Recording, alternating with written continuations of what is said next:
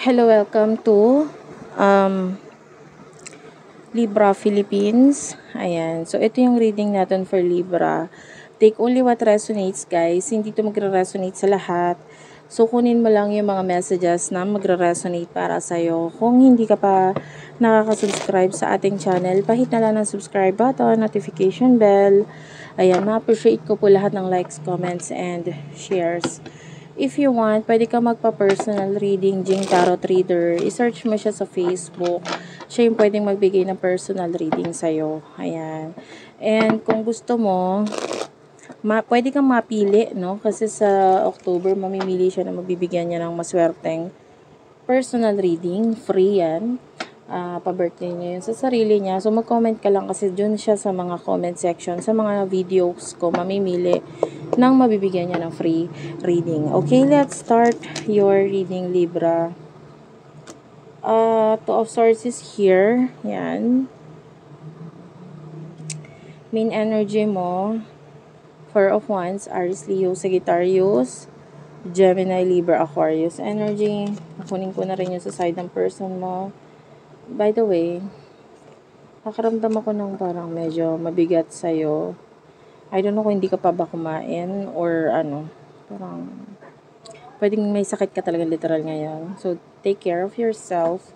The Eight of Swords, the King of Pentacles, Taurus, Virgo, Capricorn, Gemini, Libra, Aquarius, the Hermit is also here, Major Arcana.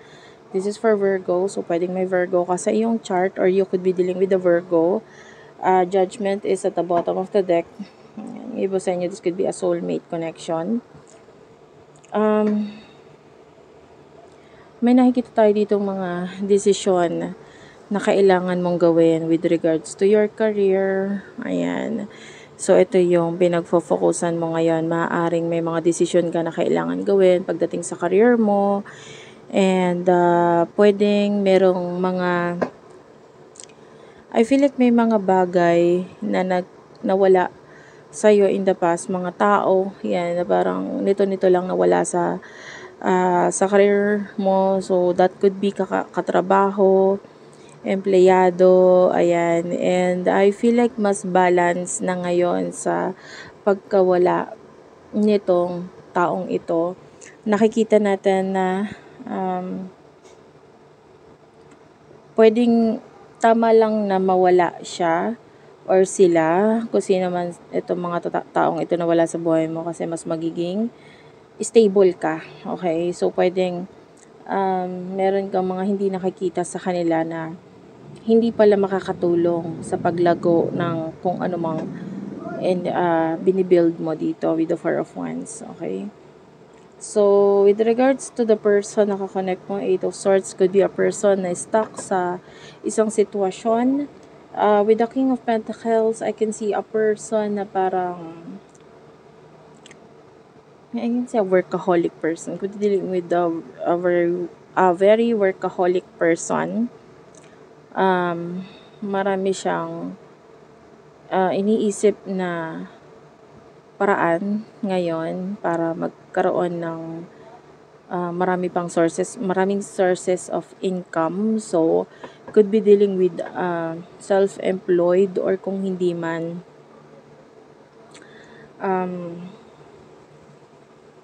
could be someone who is already stable pero kailangan or gusto niya pang madagdagan yung kanyang stability.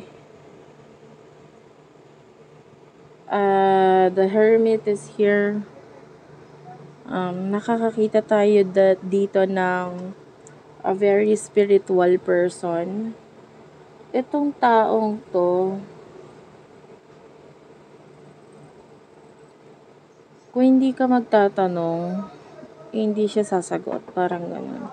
So, siya yung tipo ng tao na ikaw yung unang kailangan makipag-communicate or makipag-connect para kung gusto mo na makausap siya, ikaw yung kailangan gumawa ng movement regarding doon. And with the Judgment, could be dealing with the soulmate, twin flame, para sa iba.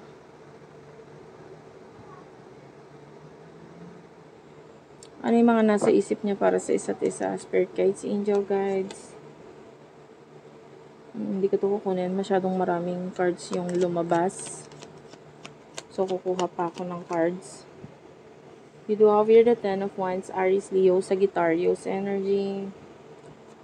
Mga nasa isip ninyo, dalawa na person na ito. Nine of Wands and the Two of Wands. Okay, so ano mga nasa isip niya? Kukuha tayo sa side niya. The Chariot is here.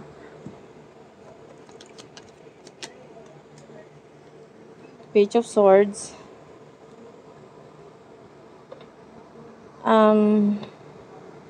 I'm feeling like ang nasa isip mo ngayon is yung mga plano mo. Pwedeng hindi mo naman ino-open sa kanya yung plano mo eh. With the Nine of Swords, Nine of Wands. You are blocking this person not being open sa kanya. And with the Ten of Wands, I feel like medyo may mga obligasyon ka ngayon na inuuna mo to. Inuuna mo yung obligasyon mo. I feel like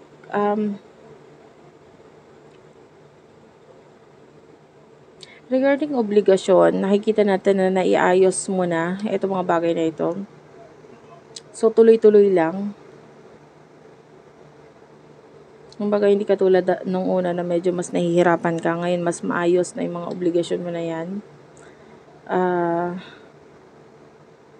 Pwedeng sumasapat na yung mga pangangailangan or yung mga ibinibigay mo. Dito, the Nine of Wands,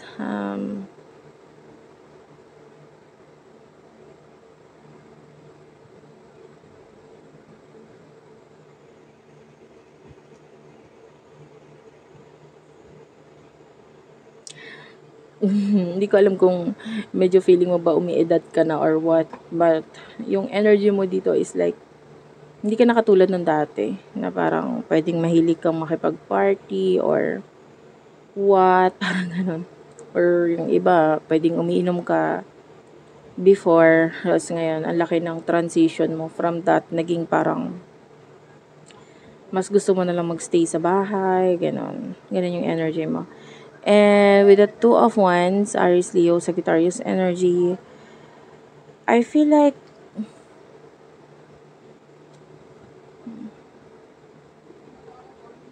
medyo nababalance mo na ngayon yung sitwasyon mo. Gusto ko tong energy na to. Kasi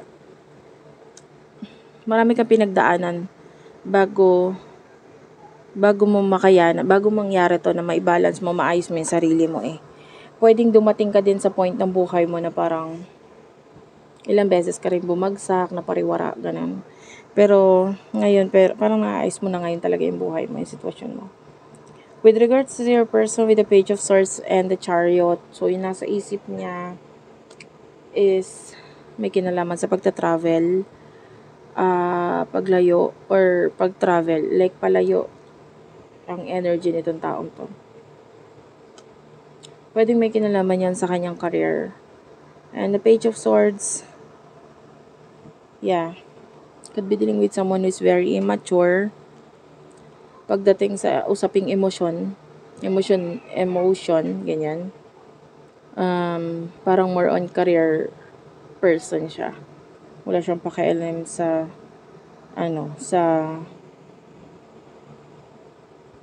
emotion.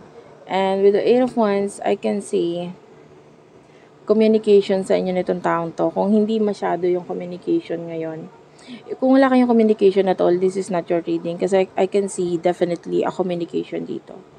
Kung wala masyadong magandang communication ngayon, soon magkakaroon ng magandang communication sa inyo. Maraming usap.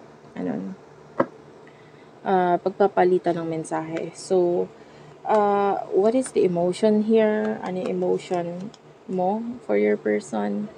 The Ace of Cups, you do love this person. Hindi mo rin alam kung bakit. Six of Wands, Aries, Leo, Sagittarius energy.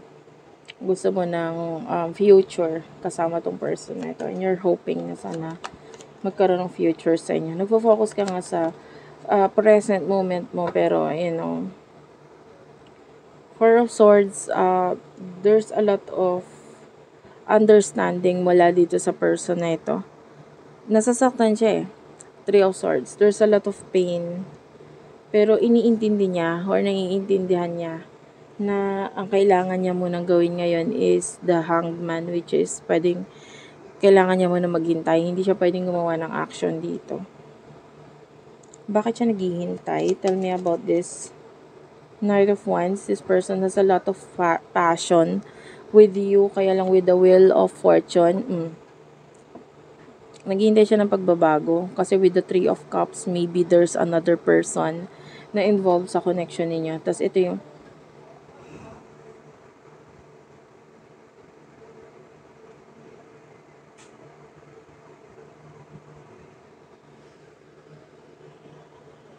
nakaamoy kasi ako ng something mental.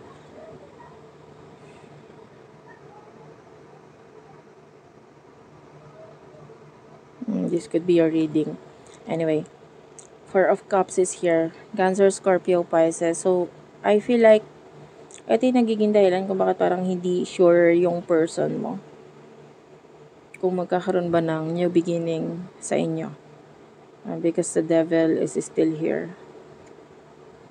Na actually nakikita niya yung other person as hindi bagay sa'yo. If you are the one who is still in a relationship, parang feeling niya hindi kayo bagay ng person mo. Parang ganun. Tapos, kung siya naman yung nasa isang relasyon pa, kasi hindi ko masabi kung na kaninong side, pwedeng nasa isip niya is, hindi ko naman talaga to gusto. Hindi naman talaga kami bagay nitong taong to. Parang ganun. Pero wala. Stuck ako sa sitwasyon. Anong gagawin ko? Parang ganun. Wala na akong choice kundi maghintay na lang. Pwedeng naghihintay na siya kung kailan na lang yumao itong person na ito. Parang ganun. That's the only way for now. Kasi kung sa separation, medyo malabo. Okay, kung nasa side niya. And kung nasa side mo, pwedeng iniisip niya rin medyo malabo yung separation sa inyo. So, wala akong magagawa ngayon, kundi lumayo, umiwas, ganun. So, what will happen in the future for the both of you? The Five of Wands is here. This is your energy and the Queen of Swords. King of Swords is also here. The this is the Seven of Pentacles, the Nine of Swords. I don't like this energy for your person. Yeah, Ten of Pentacles and the Four of Pentacles. Hindi ko gusto yung sa side ng person mo, pero mamaya ko nasasabihin ko ano yung nakuha nating energy doon. For what I can see here, there's possible na magkaroon ng pag-aaway dito with the King of Swords and the Queen of Swords. Okay? Tell me about this. Who's the King of Swords?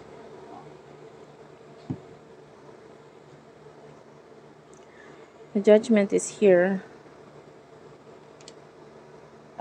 Kung sino yung nasa isang relationship, pero high chance na kung ikaw yung nasa relationship, I can see possible pag-aaway between you and your person na isa pang kakonect. Kasi pataasan kayo ng ego pataasan kayo na kung sino ba talagang tama sa ating dalawa, parang ganun, walang nagpapatalo. So high chance ang pag-aaway dito. And with the Judgment, I can see ilang beses na nangyari yung pag-aaway. So, away lang yun. Wala tayong masyadong nakikitang something doon. Maaaring normal na sa inyo yun, yung pag-aaway. Kung nasa side mo yung connection. And for your person, nakakita tayo ng problem sa kanya regarding pera. So, may mga taong possible manloko sa kanya. With the Four of Pentacles and the Ten of Pentacles, malaking halaga. And then, possible na problemahin niya ito ng gusto and medyo mahirapan siya regarding dito. Ayun, yung nakikita natin. Hindi niya kayang kalabanin or anuhin I don't feel like kaya niyang takasan kung ano man ito. There's problem regarding money. So, thank you for watching. I love you all, guys, and bye-bye.